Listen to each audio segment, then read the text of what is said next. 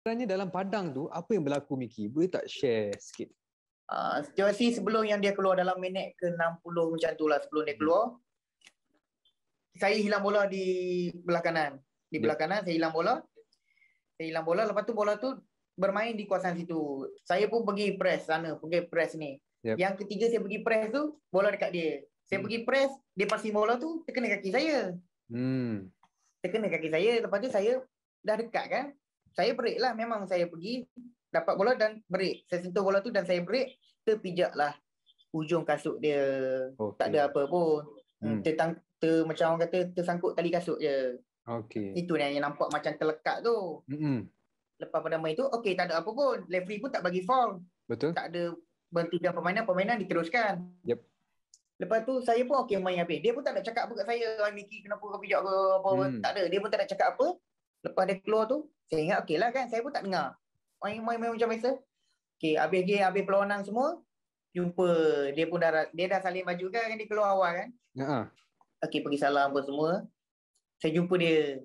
Dia pun datang salam saya. Salam, peluk apa semua. Dia kata, Miki, hang pijak aku sakit tau kaki aku ni. So, saya kata kat dia, oh sorry lah, tak sengaja saya pergi press lah bola tu kan. Okey, habis itu. Bila masuk pada bilik salinan, tengok video tu, tengok komen apa semua, Faisal Halim buat hal lagi. Saya kata, Allah, sudah. Memang, saya kata, kita tengah kalah. Moral tengah down, betul. Lepas tu kena macam ni pula.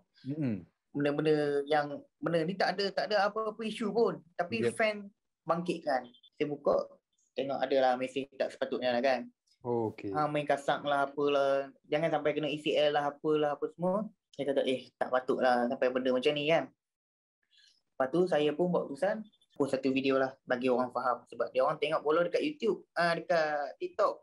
Video yang viral ni dekat TikTok, bukan dari Unify ke, dari full game ke kan. Lepas tu saya pun tak sampai sejam saya rasa. Semua yang mana mengata-ngata ke saya tu, semua berbalik kepada Sazwan Zainal. Semua terus hantam dia. Lepas tu saya jadi macam, bila saya tengok, sampai 700 komen, 800 komen ni, saya kata, benda ni tak sedap sebab Sazwan Zainal tak ada masalah pun dengan saya. Tapi niat saya tu nak bagi fan Kedah faham, atau fan-fan luar yang menilai saya tu faham apa yang berlaku. Itu adalah niat saya yang pertama. Bukan saya nak salahkan Sazwan Zainal, saya betul tak. Kalau kata dia salah, saya pun salah. Kalau kata dia betul, saya pun betul. Dalam padang memanglah. Dia tackle saya tackle dia. Orang lain pun tackle macam tu juga main bola. Bukan kita main pingpong ke snooker. Memang akan belaga. Tapi memang tak ada niat lah. Bukan kita ada niat nak cederakan pihak lawan. Sama-sama cari makan ber. So saya cakap, okey benda ni dah cukup dah kan. Orang pun ramai dah tahu. Saya pun delete video tu. Tak naklah jatuhkan Sazwan Zainal. Dia pun senior yang baik. Saya nak jelaskan kat sini, saya dengan Sazwan Zainal memang tak ada apa-apa masalah. Kami dua baik-baik saja. Okey, susulan pelantikan Stuart Ramalingam sebagai Ketua Pegawai Eksekutif Malaysia Football League MFL, Stuart dalam satu sidang media online pada Rabu akui tidak tahu mengenai individu yang mencadangkan namanya sebagai CEO Badan Pentadbir Liga Malaysia itu. Namun beliau menerima jawatan berkenaan kerana suka dengan cabaran. Tak kala pelantikannya dibayangi abangnya Kevin Ramalingam yang merupakan bekas CEO MFL. Obviously, when you share the same surname, there will become with a lot of this baggage of whether he is in Johor or whether he is ex-MFL.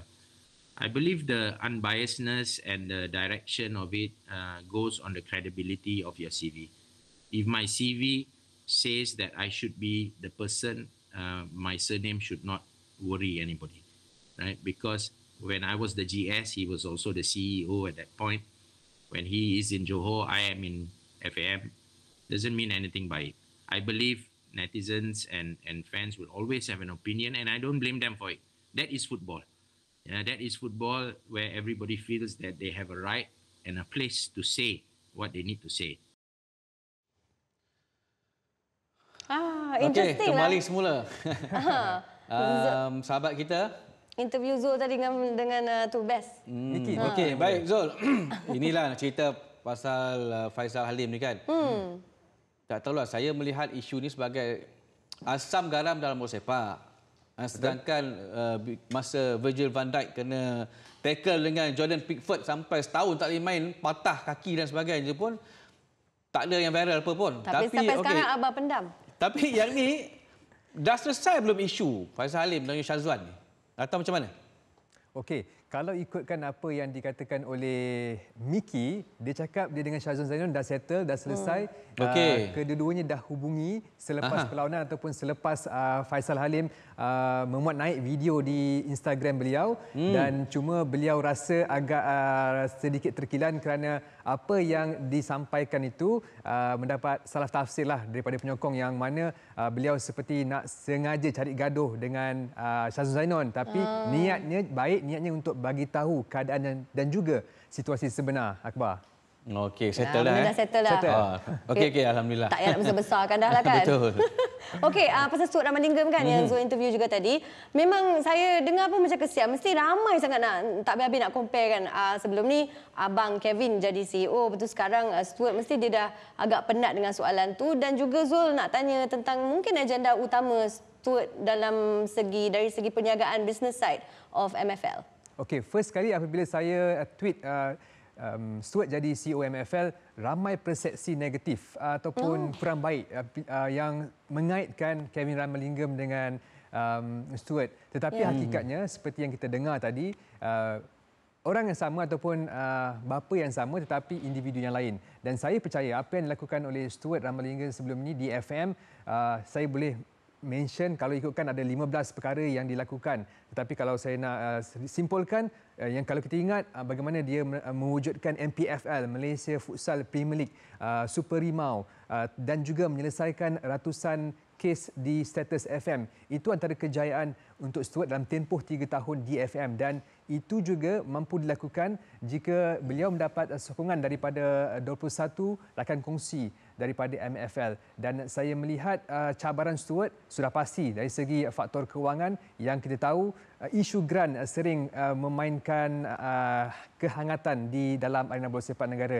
Isu grant ini bermakna hak penyiaran sesebuah pasukan itu yang mana ketika ini kita dapat tahu juga masih belum diselesaikan secara penuh, dan pada awal 2020 ada juga rakan kongsi yang mempersoalkan di mana hak geran mereka, dan ini juga antara perkara utama dan juga perkara yang perlu diutamakan oleh Stuart Ramalingam. Okey. Ada dengar ke pengganti dekat FM untuk jawatan Setiausaha Agong? Saya difahamkan Saifuddin Abu Bakar, beliau merupakan bekas penolong Setiausaha Agong FM dan juga bekas pengarah kelab Liga Qatar dan juga Persatuan Bola Sepak Oman, dan beliau akan mungkin akan diumumkan tidak lama lagi. Itu maklumat yang saya terima, Akbar. Okey, baik Zul, kita nak sambung kisah semalam. Okey. Tentang posting Tunku Mahkota Johor lah, Tunku Ismail Sultan Ibrahim, tentang seolah-olah mahu meninggalkan JDT. Ada cerita terbaru? Okey, setakat ini belum ada perkembangan ataupun calon yang akan menggantikan Tunku Ismail jika Tunku Ismail betul-betul meninggalkan pasukan JDT. Tetapi saya juga ingin sambung perkara yang saya tak sampai semalam, iaitu dalam erti kata lain sebenarnya itu yang sudah dilakukan oleh Tunku Ismail sebagai pemilik kelab JDT. Kerana kita tahu JDT sudah ada stadium sendiri, pusat latihan sendiri, dan juga padang mawar, padang yang memperincikan ataupun mengutamakan pembangunan bola sepak di peringkat akar umbi. Jadi semuanya sudah selesai dan bermakna mungkin sekadar gimmick untuk TMJ terus memegang jawatan sebagai pemilik kelab JDT. Okey, ada sangkut paut dengan apa yang Zul katakan tadi dengan kita nak preview sikit pertemuan Sri Pahang dengan JDT. Mungkin ada apa-apa yang Zul boleh kongsikan, dan mungkin ke pengumuman atau hint-hint yang diberikan oleh TMJ mengganggu sedikit JDT punya fokus? Okey, Azlin. Yang penting malam ini, kalau Kedah tewas pada PJ City, JDT akan dinobat sebagai juara untuk buat kali ke-8 secara rasminya. Dan apa yang kita ingin melihat ke depan, pertemuan menentang Pahang, juga penting bagi pasukan JDT untuk memastikan kemenangan tidak mengambil keputusan pertemuan Kedah dan juga PJ City, dan JDT akan mengulangi pencapaian yang baik juga sebenarnya, walaupun pada 2016 tak silap saya mereka muncul juara dan tidak pernah tewas dalam saingan seluruh musim. Apa yang berlaku ataupun isu mengenai TMJ, saya sama sekali melihat tidak akan terkesan kepada pasukan JDT kerana mereka akan berdepan pasukan Pahang yang berdepan dengan masalah ketika ini, masalah kecederaan dan juga kepenatan pemain-pemain utama mereka. Okey. Ada lagi update terbaru kan sebenarnya Zul yang Zul nak kongsikan dengan kita. Kita alang-alang dah ada Zul kat sini. Kita tanya semua segala ni bola sepak. Sila. Ini tentang pemain-pemain untuk bawah 20 tahun Zul. Betul. Ada list kan? Perkembangan baru saya terima ni ada dalam kertas saya ni. Saya baru saja tulis. Senarai 27 pemain yang akan dipanggil Brad Maloney untuk kem latihan fasa pertama skuad bawah 20 tahun negara ke kelayakan Piala Asia bawah 23 di Mongolia Oktober nanti. Seramai 10 pemain Selangor FC 2, 5 pemain Terengganu FC 2 dan apa yang menarik, ada 2 pemain yang berpangkalan di England. Okey, nama dia Adam Roshan Chris Azman dari Brookhouse FC dan juga Amir Muhammad Farouk Chipstead FC.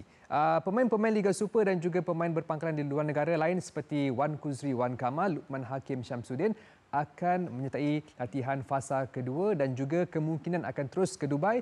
Dan saya juga difahamkan ini termasuk Anel Vignes Warren, pemain yang berpangkalan di Jerman bersama klub Division 2 Under 19 SGV Freiburg, di mana pemain ini akan memperkuatkan pasukan skuad muda negara. Cool, power tu. Best. Baik, terima kasih Zul dengan perkongsian anda. Terima kasih Adin.